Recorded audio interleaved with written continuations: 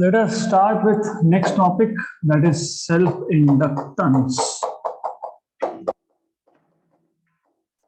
बहुत सिंपल, बहुत easy concept है। तो आइडिया इज दिस, आपके पास एक कॉइल है which is connected to a source of EMF through a key. हमारे पास एक बैटरी है, उसके और की के through it is connected to inductor. तो what we know is, of course ये पता होना चाहिए कि आपने जैसे की क्लोज की तो current never goes to maximum directly. अगर आपके पास एक बैटरी है, उसका करंट कैपेसिटी 10 एम्पियर भी होगा, तो ऐसा नहीं होता है कि आपने की को क्लोज किया और डायरेक्टली 10 एम्पियर हो गया. It increases gradually. तो when you close the key it will go from 0 to 0.1, then 0.2, then 0.3, 0.4, ऐसा करते करते 10 एम्पियर तक का आपको मैक्सिमम करंट मिलेगा. तो what happens is, when we have an inductor basically a coil.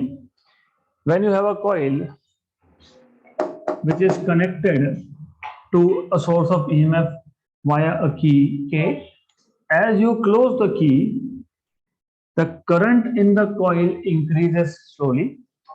And आपको पता है कि जब करंट इंक्रीज होगा तो फ्लक्स इंक्रीज होगा, और फ्लक्स इंक्रीज होगा तो इस कॉइल का फ्लक्स, इस करंट का फ्लक्स खुद उसी कॉइल से लिंक्ड है. इसका मतलब ये होता है कि when the current in the coil changes, the flux of the coil changes, and the flux of the coil is linked with itself. And whenever flux linked with the coil changes, an EMF is induced in the coil. This phenomena of क्या हुआ यहाँ पे, of induction in the coil due to change in the current in the same coil is called as self-induction. तो self-induction पहले क्या है पता होना चाहिए. So whenever a current is induced in the coil due to the change of flux linked with the same coil, then this phenomena is called as self-induction. अब obviously you should know flux linked with the coil is directly proportional to current in the coil. जितना ज्यादा current होगा उतना ज्यादा flux होगा, उतना ज्यादा flux linked होगा, राइट. तो ये जो प्रोपोर्शनलिटी के साइन इसको हटा दोगे तो you can write down Li L into I, where L is constant of proportionality called as self-inductance. Then this is what you should know. And of course हमें क्या पता है, E is equal to minus d phi by dt. तो induced EMF is minus d dt of L into I. Therefore, you have E equal to minus L di by dt. अगर मैं mod लेता हूं तो mod of E equal to L mod of di by dt. Therefore, you have L equal to mod of E upon mod of di by करेक्ट. तो ये self inductance का definition हो गया. How will you define, you will define self inductance as the ratio of EMF induced in the coil due to rate of change of current in the same coil. तो keep it very simple. Idea समझ लो, एक ही coil है, कोई दूसरा coil है नहीं. उस कॉइल को हमने EMF के सोर्स से कनेक्ट किया वाया की के. So when we close this circuit by inserting key, current in the coil changes, and when the current in the coil changes, the flux of the coil also changes, and the flux of the coil is linked with itself, hence there will be an induced EMF in the coil, right. So this phenomena is called as self-induction. The flux linked with the coil is directly proportional to current in the coil. जितना ज़्यादा current रहेगा उतना ज़्यादा flux produce होगा, उतना ज़्यादा flux खुद के साथ भी लिंक्ड होगा. तो flux equal to Li, where L is constant of proportionality, right. But according to Lenz's law, E equal to minus d phi by dt, but phi is Li, so E equal to minus L di by dt. So mod of E equal to L mod of di by dt. So L equal to E upon mod of di by dt. तो self inductance को define कैसे करोगे, इसको और एक नाम है वैसे, कोएफिशिएंट ऑफ सेल्फ इंडक्शन और self inductance. It is called as either self inductance or coefficient of self induction.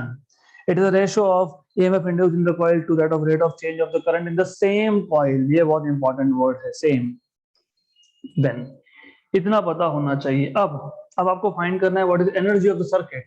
और I am expecting कि आपको ऐसा यूनिट्स पता होने चाहिए, क्योंकि E मतलब volt, right, upon current upon time मतलब एम्पियर पर सेकेंड.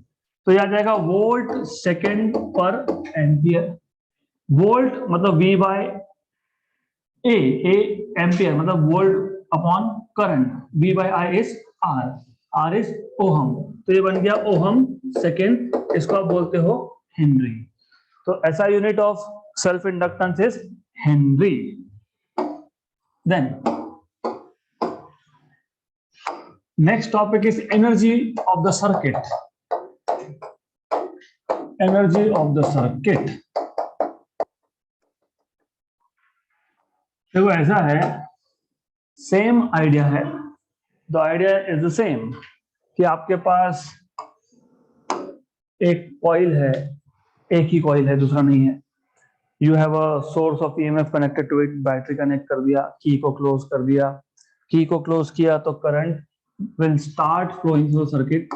अब जब करंट फ्लो हो रहा है सर्किट में से तो मैग्नेटिक फील्ड जनरेट होगा. मैग्नेटिक फील्ड जनरेट होगा मतलब मैग्नेटिक फील्ड लाइंस बढ़ने लगेंगे. मैग्नेटिक फील्ड लाइंस बढ़ने लगेंगे तो फ्लक्स चेंज हुआ. फ्लक्स चेंज हुआ तो ईएमएफ इंड्यूस हुआ. और आपको पता है the direction of induce EMF is such that it opposes the cause producing it. मतलब अगर आप इंड्यूस्ड ईएमएफ की बात कर रहे हो, ईएमएफ की, ये क्या है, नेगेटिव, ये बन जाएगा पॉजिटिव, ये बन जाएगा नेगेटिव. या फिर आप ऐसा भी बोल सकते हो induced current, the direction of induced current is such that it opposes the original current. अगर ओरिजिनल करंट ऐसा है प्लस टू माइनस, तो जो इंड्यूस्ड करंट है उसका डायरेक्शन हो जाएगा उल्टा, राइट, क्लियर. ये जो उल्टे डायरेक्शन में करंट है, ये करंट खुद का मैग्नेटिक फील्ड जनरेट करेगा और ये मैग्नेटिक फील्ड ओरिजिनल करंट के मैग्नेटिक फील्ड को अपोज करेगा. इसका मतलब ओरिजिनल करंट का मैग्नेटिक फील्ड को अगर स्टैब्लिश होना है, बनना है, स्टैब्लिश होना है, फ्लक्स लाइंस को वहां पे होना है, तो क्या होगा, it will have to work has to be done, right. क्योंकि अपोजिशन है, जब जब अपोजिशन होता है तब तब वर्क डन होता है. हमको फाइंड करना है energy. Energy of circuit comes from work done. तो वर्क डन कैसे फाइंड करोगे, that is the first thing. तो पहले आइडिया समझ लो. Very very simple idea, very basic idea. ये है, एक सिंगल कॉइल है, उसमें एक बैटरी लगाई है, एक की है. जैसे ही की क्लोज किया करंट बढ़ने लगा. करंट बढ़ेगा तो मैग्नेटिक फील्ड बढ़ेगा, मतलब मैग्नेटिक फील्ड लाइंस बढ़ेंगे, मतलब फ्लक्स चेंज होगा. फ्लक्स चेंज होगा तो खुद का फ्लक्स खुद के साथ एसोसिएटेड होता ही है. Then flux linked with the coil changes, hence an EMF is induced, a current is induced. This induced current is such that इसका डायरेक्शन और ओरिजिनल करंट का डायरेक्शन अपोजिट. मतलब वो जो करंट इंड्यूस हुआ वो खुद का फील्ड जनरेट कर देगा जो ओरिजिनल फील्ड को अपोजिट है. लेकिन ओरिजिनल फील्ड को स्टैब्लिश होना है यहाँ पे, तो क्या होगा, वर्क डन होगा. And that work will be stored in the form of energy which will be called as energy of the circuit. तो आप बोलोगे small amount of work done in small time dt is ei dt. क्योंकि small time dt में जितना flux यहाँ पे establish होने वाला है, उसको जो वर्क लगा, कितना लगा, dw is ei dt. आप बोलोगे ये कहां से है, power. Do you remember power dw by dt is ei. हाँ, तो फिर वहीं से तो आए. Good. But e, what was e? minus L di by dt, minus L di by dt I और dt cancel, right? Good. तो आपके पास आ गया small amount of work done dw as equal to ei, sorry, minus li di minus li di. Good. Then if you want to find out what is the total work done, क्योंकि ये I जो current है ना, ये intermission current है, मैंने पहले ही बताया. इमेजिन कि इसका करंट कैपेसिटी 10 एम्पियर का है बैटरी का. हमने की क्लोज किया तो करंट कैसे बढ़ रहा है, 0, 0.1, 0.2, 0.3, 0.4 एंड फाइनली जाके कितना होगा 10। तो मैंने जो स्मॉल आई लिखा है ये ना 0 है ना 10 है, ये इंटरमीडिएट स्टेज है। तो जब करंट आया था तब वर्क डन कितना हुआ, -Li di, small increase in current दिया है। Total work done will be integration, कहां से, 0 करंट से कहां तक, मैक्सिमम करंट तक, I0 बोल दो, dw, this will be equal to 0 to I0, dw is -Li di. So this is equal to -L, I di is I square by 2, 0 to I0. So this is equal to -L I0 square by 2, right? ये आ गया आपका work done. अगर आप magnitude wise बात करोगे तो mod wise बात करोगे, न्यूमेरिकली बोलोगे तो माइनस साइन छोड़ देना, तो L I0 square by 2. This is the work done and this work done is stored in the form of energy of the circuit. Clear? अब ये यूज करके आप सेकेंड डेफिनेशन ऑफ इंडक्टेंस बना सकते हो। पहले आपने क्या बनाया, it is the ratio of EMF induced in the coil to that of rate of change of the current in the same coil. But using this equation what you can do is, आप लिख सकते हो W equal to क्या था, Li square by 2, I0 is the same thing, doesn't matter, okay एक ही बात है। तो अगर मैं बोलता हूं if maximum current is 1 ampere, then what you will get is work done is L by 2, मतलब L equal to 2 times of W. So inductance can also be defined as twice the work done in establishing the current of 1 ampere in the coil. ऐसा भी define कर सकते हो। Then next topic is to find out inductance of a solenoid. अब आपको inductance of solenoid find करना है। Inductance of a solenoid करना क्या है कि आपके पास एक सोलेनॉइड है, यू हैव अ सोलेनॉइड,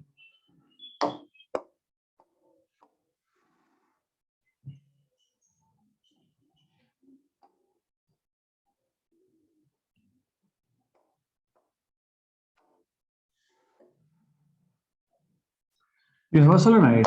अब इस पे you have bindings, n number of bindings are there, तो total number of bindings आप मान लो कैपिटल N है, total number of bindings are capital N, मतलब यहां से यहां तक bindings are capital N, total length of the solenoid is L, you can take the length of the solenoid as L। हम लोग डिफाइन कर देंगे एक parameter called as number of turns per unit length which is total number of turns upon length. तो आपको total number of turns मिल जाएगा, number of turns per unit length into length. Let us say there is current in the solenoid. तो अब what you want to find is inductance. Inductance मतलब L का equation चाहिए। L का equation find कैसे करोगे, बहुत very simple case, very simple case. How will you find out inductance? There are few steps involved here, पता होना चाहिए। Do you remember self inductance का पहला ही स्टेप था total flux is proportional to current, same thing, total flux is proportional to current। मान लो with each turn, हर एक turn के साथ जितना फ्लक्स एसोसिएटेड है, this flux with each turn, let us call this as phi suffix b. So what will be the total flux? N phi suffix b proportional to I. So n phi suffix b equal to Li, क्योंकि proportionality constant होता है L. Good. Then, if you remember, how do you define flux? Flux b bar dot a bar, b bar dot a bar, or small capital N is small n into L, and this is b bar dot a bar which is ba cos theta equal to Li। लेकिन आपको याद होगा पिछला chapter, जब solenoid में current होता है तो उसका मैग्नेटिक फील्ड कहाँ होता है, अलोंग द एक्सिस, और आपको ये भी पता होगा कि एरिया को नॉर्मल ड्रॉ करोगे, एरिया को नॉर्मल मतलब ये हो गया एरिया का डायरेक्शन और ये हो गया फील्ड का डायरेक्शन, दोनों है सेम पैरेलल, मतलब थीटा इज 0, तो theta is 0 in this case. So you will get NLBA equal to Li, right? Then you wanted to find out, हमें क्या फाइंड करना था? Inductance, right? ये L इंडक्टेंस है, ये small l length of the solenoid है, correct? Clear? Then what is area? Pi r square. और एक चीज याद होगा आपको, magnetic field at the centre of solenoid mu 0 Ni. Very good. तो NL म्यू 0 Ni याद रखना, into A is pi r square Li. I और I कैंसिल हो गया, राइट? तो what you have is this inductance per unit length. Inductance per unit length is mu 0 n square pi r square. हो गया formula, यही formula आना चाहिए. This is what you should get. यही है, करेक्ट. अभी बुक्स में मैंने शायद, I don't remember, but notes में शायद ऐसा लिखा हो. ठीक है, it's the same thing. Pi r square is area. तो ये आ गया आपके पास इंडक्टेंस पर यूनिट लेंथ. एक कॉइल है, उसमें पर यूनिट लेंथ में कितना inductance, that is inductance per unit length. तो कुछ भी नहीं था, बेसिक है. आपके पास टोटल n टर्न्स है, total length is small l. तो small n which is number of turns per unit length is capital N upon L. तो capital N is NL. Flux is proportional to current, but flux is N∅B which is proportional to I. N∅B equal to Li, right? Phi B is flux, which is BA cos theta. Capital N is N into L. Done. Theta is 0, cos 0 is 1. हो गया solve, and you will have inductance per unit length as mu 0 n square A. So was not really difficult. अब अगला topic is energy stored in magnetic field. Energy stored in magnetic field. वो और energy of the circuit ये same है. क्यों? देखो connect करते चलो. ऑलरेडी 2 बार बता चुका हूं मैं, और एक बार रिपीट कर रहा हूं. की क्लोज किया, करंट स्लोली बढ़ने लगा, करंट बढ़ने लगा तो मैग्नेटिक फील्ड बढ़ने लगा, मतलब मैग्नेटिक फ्लक्स बढ़ने लगा, मतलब मैग्नेटिक फ्लक्स चेंज हो रहा है. मैग्नेटिक फ्लक्स चेंज हुआ तो उसने क्या किया, करंट इंड्यूस कर दिया. उस करंट का magnetic field original magnetic field के अपोजिट डायरेक्शन में है, मतलब ओरिजिनल मैग्नेटिक फील्ड को डेवलप होना है तो वर्क होगा. वर्क डन इज, कितना वर्क डन हुआ लिखा आपने, Li 0 square by 2. But work done is energy. Energy can neither be created nor be destroyed. तो ये जो एनर्जी था, ये एनर्जी ऑफ द सर्किट बन गया, लेकिन कहाँ स्टोर हुआ? मैग्नेटिक फील्ड में स्टोर हुआ. मतलब electric energy is stored in magnetic field and it becomes magnetic energy. Same derivation. इतने आखिरी में एक स्टेटमेंट आएगा, this work done is stored in the magnetic field and hence it is called as magnetic energy. Khatam. Then you may have parallel and series combination of inductances. मतलब आपके पास 2, 3, 4, 5 inductors है, तो combination of inductances. Combination of inductances. So you may have some number of inductors, एक, then you have second, then you have third, L1, L2, L3, series combination, or maybe you have inductances in parallel. So maybe you have inductances in parallel. Quite possible. You have inductances in parallel. हो सकता है. तो अभी भी इतना ही है. When you have inductances in parallel, so what is equivalent inductance? This is L1, L2, L3, L4, and this is of course in series. तो मैंने आपको बताया था inductances in series behave like resistances in series. मतलब यहाँ पे पहले case में equivalent inductance will be L1 plus L2 plus L3, तीन ही है तो तीन, और मैंने आपको बताया था यहाँ पे equivalent will be 1/L1 plus 1/L2 plus 1/L3 plus 1/L4, आगे भी होंगे तो और लिखते जाना. So that's it, and you're not supposed to derive this, it is just for you to know the formula. Then अगला टॉपिक था energy density of magnetic field, right.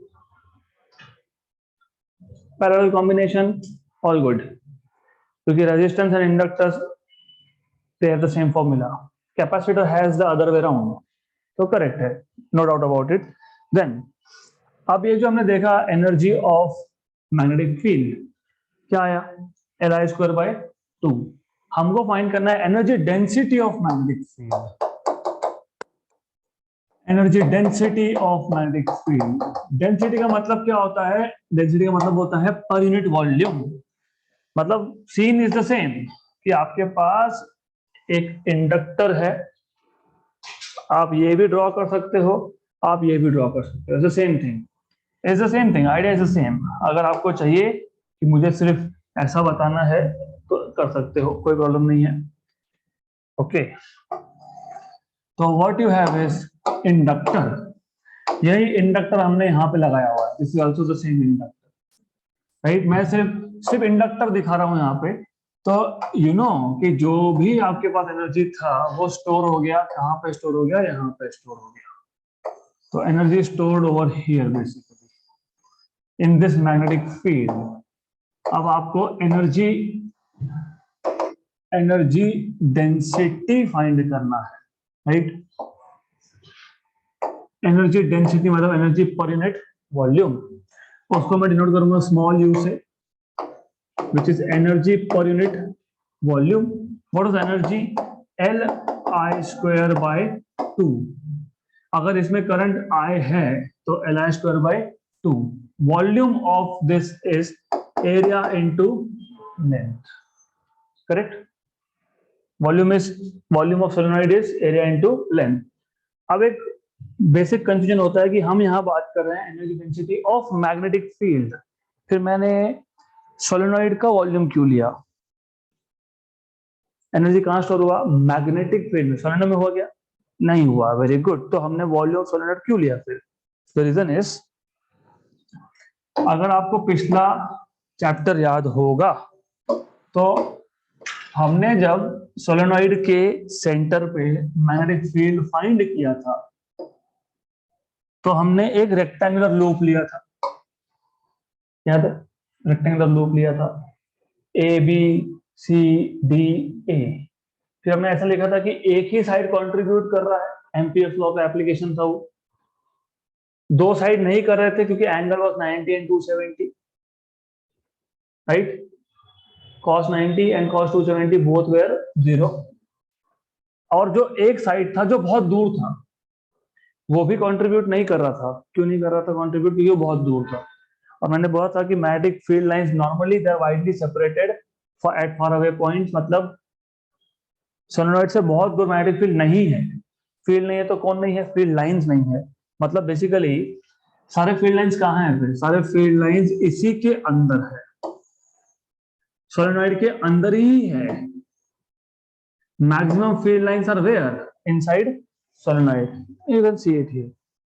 इसका मतलब अगर मुझे एनर्जी डेंसिटी मतलब मैग्नेटिक फील्ड में जो energy है पर यूनिट वॉल्यूम, लेकिन मैग्नेटिक फील्ड खुद कहाँ पे है, सोलेनॉइड में है, तो मैग्नेटिक फील्ड का वॉल्यूम लेना मतलब किसका वॉल्यूम लेना, सोलेनॉइड का वॉल्यूम लेना. This is what you need to know. तो ये बेसिक्स क्लियर होना चाहिए, नहीं तो क्यों लिया समझ में नहीं आएगा. But then if you remember, ये L by L फाइंड किया था क्या हमने, yes, μ0 n² E, half L by L is μ0 n² E, I²/E cancel. तो ये आपको मिल गया हाफ μ0 n² I², ये मिल गया आपको एनर्जी डेंसिटी. डन. ये फॉर्मूला है, दूसरा भी चाहिए तो दूसरा मिल जाएगा. दूसरा कैसे मिलेगा, सिर्फ म्यू जीरो से मल्टीप्लाई और डिवाइड कर लोगे, म्यू जीरो से मल्टीप्लाई डिवाइड कर लिया तो उसका एडवांटेज क्या, ऊपर क्या बन गया, mu zero N I whole square, mu zero N I whole square क्या था, मैग्नेटिक फील्ड, कहां पे, एट द सेंटर। जिसको अभी भी नहीं याद आ रहा है तो याद कर लो, ये इंपॉर्टेंट है, this is what you need to know. तो energy density U is half b square by mu zero. हो गया, this is energy density of magnetic field, done, good. अब अगला टॉपिक जो है आपका वो है mutual inductance. Mutual inductance,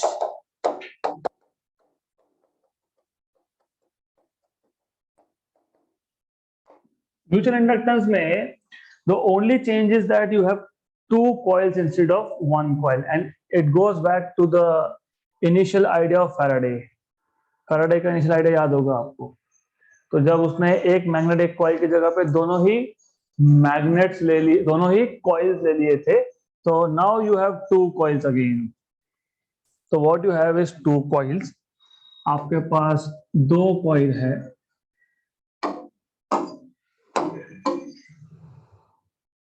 and from this two coils, एक कॉइल के साथ देयर इज सोर्स,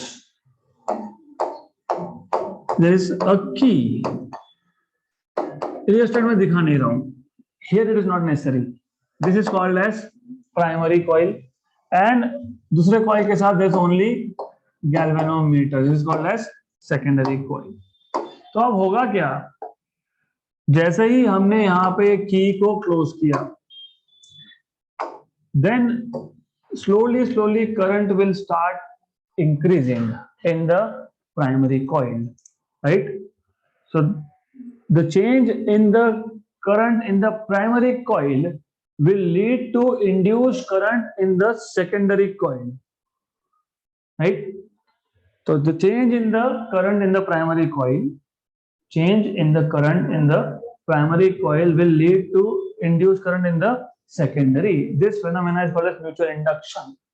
इसको थोड़ा और इलाबोरेट करना है अगर आपको, तो what you can do is, यहाँ पे जैसे ही करंट चेंज होगा प्राइमरी में, तो there will be flux, change of flux with the primary, but the flux of the primary is also linked with secondary. मतलब the change in current in the primary leads to change of flux of the primary, which is also linked with secondary. Hence, the flux linked with the secondary also changes, and hence, and current or EMF is induced in the secondary. This phenomena is called as mutual induction. So, explain कैसे करोगे? Simple है. Whenever there is change in the current in the primary coil, then there is induced EMF in the secondary coil. This phenomena of production of induced EMF in secondary coil when there is change in the current in the primary coil is called as mutual induction. Then you should know flux linked with the secondary depends on current in the primary. So flux linked with secondary is equal to some constant M IP, where M is called as mutual inductance or coefficient of mutual induction. Good. Then EMF कहां पे induce हुआ, secondary में। EMF induced in secondary is rate of change of flux linked with the secondary. So EMF induced in the secondary is minus d dt of phi. What is phi? M I P, और यहाँ पे m क्या है, constant है, तो taken outside, तो minus m dip by dt। अगर मैं मॉड की बात कर रहा हूँ, मॉडुलस मैग्नीट्यूड वाइज, तो it is m dip by dt, therefore m is equal to, इसका भी मॉडुलस ले लो, es upon dip by dt। ये जो कोएफिशिएंट ऑफ म्यूचुअल इंडक्शन है, या फिर जिसको म्यूचुअल इंडक्टेंस बोलते हो, it is the ratio of EMF induced in one coil, जिसको हम सेकेंडरी बोल रहे हैं, to that of ratio of EMF induce in one coil to that of rate of change of current in the other coil, जिसको आप primary बोलते हो, right. तो पिछला केस जो था सेल्फ इंडक्टेंस का, उसमें ईएमएफ जो इंड्यूस हुआ वो खुद में ही था, खुद के करंट के चेंज की वजह से। यहाँ पे करंट दूसरे कॉइल में चेंज हो रहा है और ईएमएफ दूसरे में इंड्यूस हो रहा है, right. So mutual inductance is the ratio of EMF induce in the secondary coil to that of rate of change of current in the primary coil. Good. तो इसके भी ऐसा यूनिट वही आएंगे, Henry, ohm second. So then next and the last topic of this chapter is transformers. तो transformers में what you have is, आपके पास एक सॉफ्ट आयन का कोर है.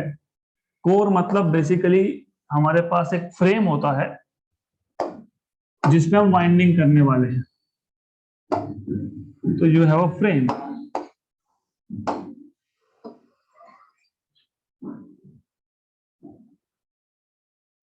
तो ऐसा एक फ्रेम है, मोर और लेस लाइक दिस, समझ लेना आप, ठीक है. Imagine, so you have a frame.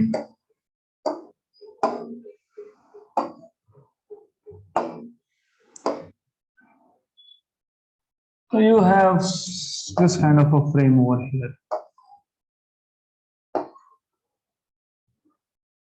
अब एक साइड पे, इसके एक आर्म पे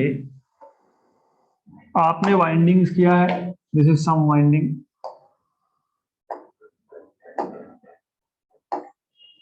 और दूसरे आर्म पे भी आपने वाइंडिंग किया है.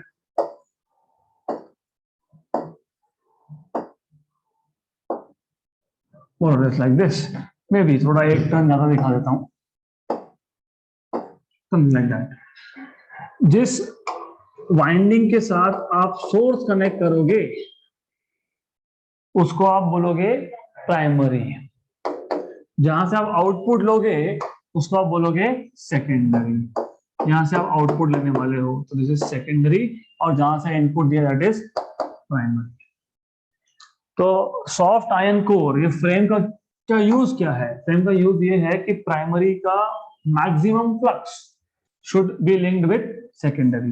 तो ये जो भी फ्लक्स जनरेट करेगा, maximum flux of primary should be linked with secondary. तो this provides a path to the flux of the primary to be linked with secondary, right. Leakage होता है, वैसे उसको लीकेज फ्लक्स बोलते हैं. थोड़ा बहुत लीकेज हो जाता है, so we are not worried about that small amount. Then, well, by the way, normally ये आप क्यों यूज करते हो? टू स्टेप अप और स्टेप डाउन, हम बाद में आएंगे. बट रिमेंबर, सेल्फ इंडक्टेंस और म्यूचुअल इंडक्टेंस दोनों ही कॉन्सेप्ट एप्लीकेबल है यहाँ पे. क्योंकि जब प्राइमरी में करंट चेंज होगा तो प्राइमरी का फ्लक्स चेंज होगा, वो खुद के साथ और सेकेंडरी के साथ, दोनों के साथ लिंक्ड है, राइट. तो प्राइमरी में होगा सेल्फ इंडक्टेंस और सेकेंडरी में होगा म्यूचुअल इंडक्टेंस.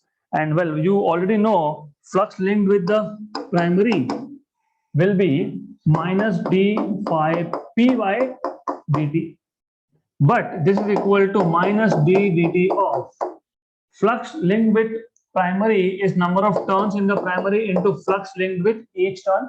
each turn का flux को phi बोलो या phi b बोलो, चलेगा, कोई प्रॉब्लम नहीं है, राइट. तो EMF induced is equal to minus np d phi b by dt. Similarly, EMF induced in the secondary is minus d phi s by dt, but phi s is number of turns in the secondary into phi b, total flux. So ES equal to, यहां से आप NS को निकाल लो बाहर, phi b by dt, right.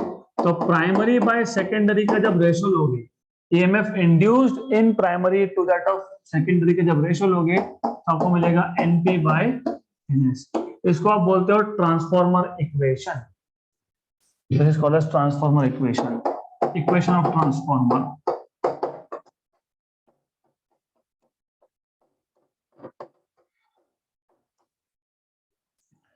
And इसमें जो ratio आया, ये कौन सा रेशो? NP by NS.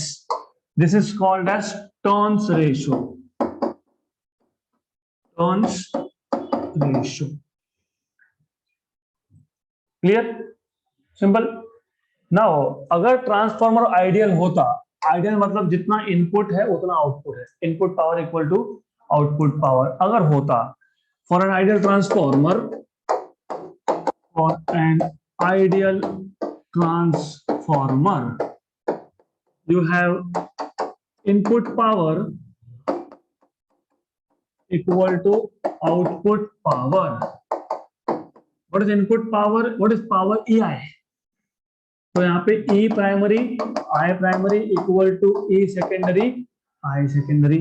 मतलब यहाँ पे मिल गया EP by ES equal to IS by IP। Equation number 2 को इक्वेशन नंबर 1 में अगर सब्स्टिट्यूट कर दोगे तो आपको मिलेगा from equation number 1 and 2 you will get EP by ES equal to NP by NS equal to IS by IP. So this is something you need to remember. अब transformer के दो टाइप होते हैं। पहला है step up. Step up, step up मतलब हमारे पास अगर इनपुट में 230 वोल्ट है, मतलब इनपुट में 230 वोल्ट है, आउटपुट में 230 से ज्यादा है, तो उसको बोलते हैं स्टेप अप करना। और वो स्टेप अप कब होगा? You can see here EP by ES is equal to NP by NS। अगर मेरे पास number of turns in secondary is greater than number of turns in primary, मतलब आप इसको लिख सकते हो 1 is greater than NP by NS, but NP by NS is EP by ES, therefore 1 is greater than EP by ES, मतलब ES is greater than EP, मतलब EMF in the secondary is greater than EMF in the primary। तो output पे ज्यादा voltage है, input पे कम है, इसको बोलते हैं स्टेप अप ट्रांसफार्मर। वोल्टेज का स्टेप अप हो गया लेकिन करंट का स्टेप डाउन हो गया। क्यों? क्योंकि NP by NS is also IS by IP। तो इस स्टेप से या तो यहां जा सकते हो या तो यहां जा सकते हो। तो 1 इज ग्रेटर देन, उल्टा IS by IP, मतलब IP is greater then IS। Primary में करंट ज्यादा है लेकिन वोल्टेज सेकेंडरी पे ज्यादा है। तो स्टेप अप जब हम बोलते हैं तो हम वोल्टेज के टर्म से बोलते हैं कि इनपुट पे वोल्टेज कम है, आउटपुट पे ज्यादा है। तो वोल्टेज का स्टेप अप हुआ लेकिन करंट का स्टेप डाउन हुआ। This is what you need to know. Then you have step down transformer. Step down transformer, इसमें उल्टा होता है, इसमें सेकेंडरी में टर्न्स प्राइमरी के कंपैरिजन में कम होते हैं।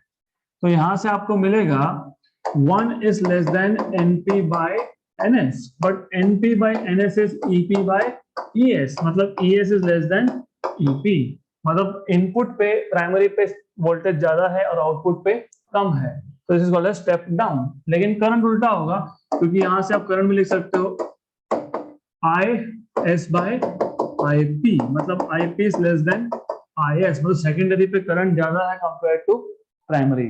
तो स्टेप डाउन किसका हुआ? वोल्टेज का स्टेप डाउन हुआ। Good, so that is the end of this chapter. एक बार फटाफट से बेसिक आइडियाज वापस देख लेते हैं। तो basic ideas, very simple thing, ये तो आपको पता ही है। It gives you basic idea about electromagnetic induction. So whenever flux link with the coil changes due to motion of magnet relative to coil, flux linked with the coil will change and hence a current will be induced. Instead of having magnet and a coil, you may have two coils. When you talk about two coils, there are three possibilities. एक तो current will change, एक तो make and break of the circuit, एक तो motion, movement, मतलब distance between primary and secondary change होगा, right? Then secondary में current will be induced. And then ये जो हमने यहाँ पे सब theoretical पॉइंट्स देखे थे वन बाय वन, उसको फैराडे ने दो लॉ में लिख दिया। One is whenever flux linked with the coil changes and EMF is induced in the coil. दूसरा, EMF induced is proportional to rate of change of flux with the coil. तो E is d by dt with a negative only d by dt।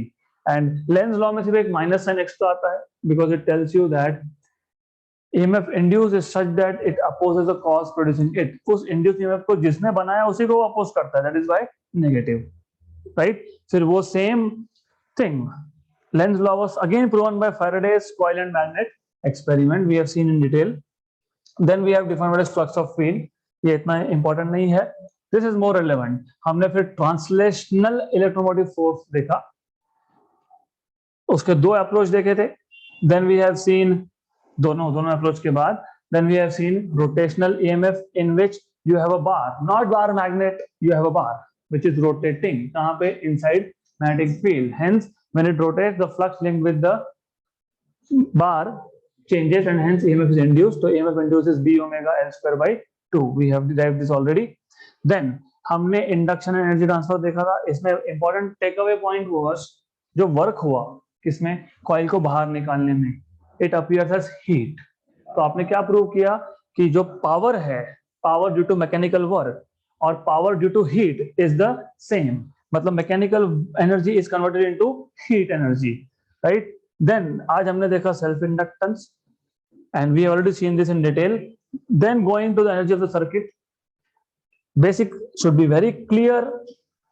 यहाँ पे flux linked with the same coil is changing and it is inducing current and that current is opposite to the original current and the magnetic field of the original current and the induced current are opposite and hence original current का field बनाना है तो work करना पड़ेगा. और आपने फिर work done का equation derive किया. Then you have found out what is inductance of a solenoid. मतलब आपने inductance per unit length L by L you have derived.